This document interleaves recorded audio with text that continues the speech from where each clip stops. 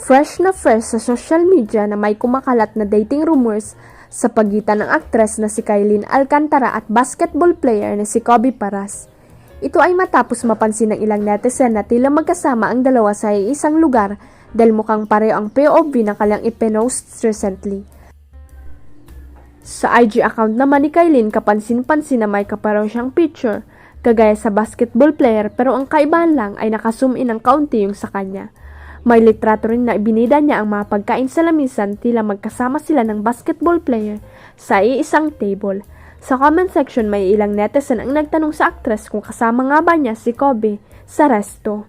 Ito ang ilan sa mga nakita namin. Komento ng isang IG user, "Hala, are you with Kobe?" Kaloka rin ang mga era o intriga.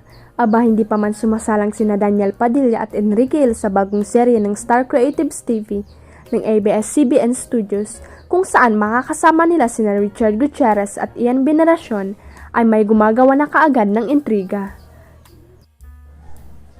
May narinig kasi ang abante na hindi raw feel ni na Daniel at Enrique ang isa't isa. Tsika lang naman iyon ng iba at hindi naman nagsasalita sina Daniel at Enrique.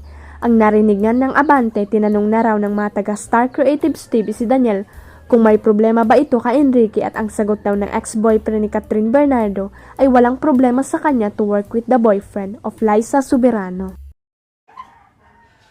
Huwag kalimutang i-click ang subscribe button at i-ring ang notification bell para sa latest at legit chika updates.